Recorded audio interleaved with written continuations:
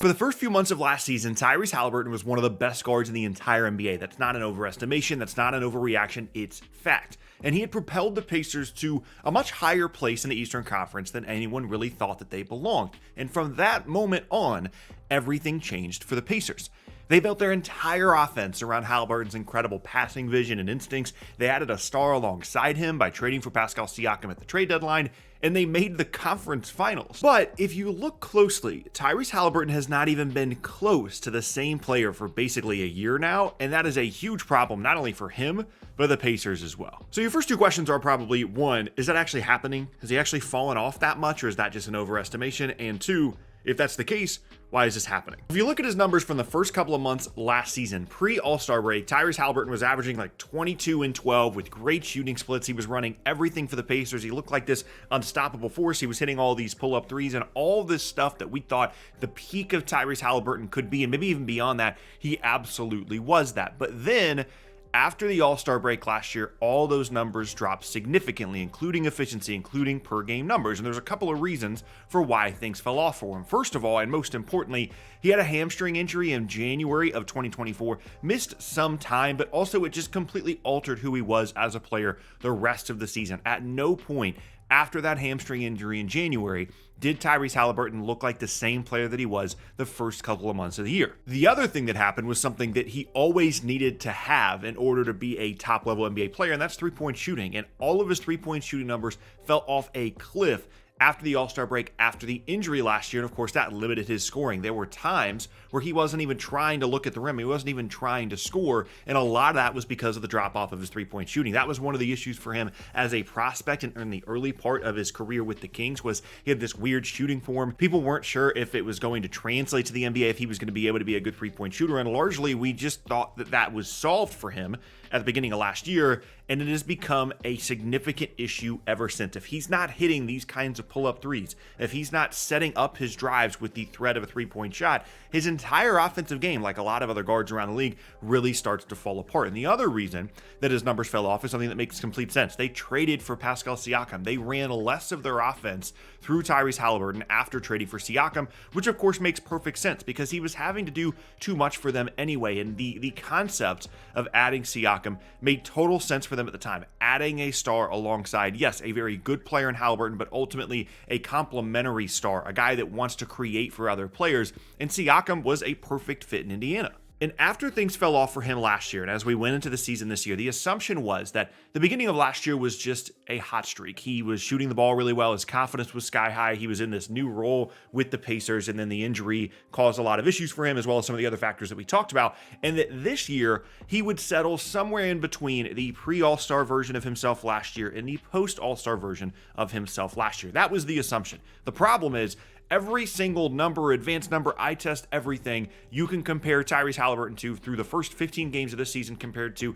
at any point last year after the All-Star break, pre-All-Star break, it doesn't matter. He has been categorically worse, so much worse this season. His per game numbers are down. His efficiency numbers are terrible. He's basically not a scoring threat at all. Sub 40% on field goals, sub 30% from three-point range, and he just does not look right. He does not look aggressive. That was an issue for him towards the end of the year last year as well, where he just wasn't trying to be a scoring threat on offense. Every single time that he drove, he was trying to kick the ball out. He wasn't trying to attack the rim. He wasn't really trying to get shots up at all. It was a confidence issue. And again, the assumption was he'll get healthy and he'll be much better this year. That hasn't happened. And accordingly, the Pacers have, throughout the season, moved more and more of their offense away from Tyrese Halliburton. His pick and roll numbers are down. His pick and roll volume is down. They're treating him like he is a worse player than he was last year, because that's exactly what's happening. They're running more stuff through Siakam. They're giving Miles Turner more opportunities. Some of the other guards, like Benedict Mathurin, are having such better seasons this year in terms of all-ball scoring numbers because they have the ball more. And all this is a massive issue for the Pacers because they largely built their team around Halliburton. If he didn't have that start to the year that he did last year, they probably don't make the Pascal Siakam trade, and of course they don't make the conference finals. Everything about their team is different if he doesn't have that start to the year that he did last year, and certainly everything about their team is going to be different if he isn't that guy moving forward. But the weirdest part of all of this is something that we really don't see very often anymore in the NBA, typically because of the amount of volume and shooting variance that we have in the league. Splits in terms of home and away are not really that different. But for Tyrese Halliburton, he has the most stark contrast home-away splits that I've honestly ever seen from a high-level NBA player. At home this year, he has been pretty close to what we expected him to be coming into the season. A middle ground between those pre and post All-Star numbers from last year, averaging 20 and 9, shooting well from the field, almost 40% from three. Those are games at home for Tyrese Halliburton. Granted, that's only a 6-game sample size out of 15, but still, those are the numbers. On the road, Tyrese Halliburton has been basically unplayable. 12 and 8, 30% field goal, 20% from three. If you're going to have a guy you consider to be a star, a focal point of your offense, going to have the ball a ton, and those are going to be his shooting splits, he basically is unplayable. There's so many other guys you could have on your roster put up much better numbers than that.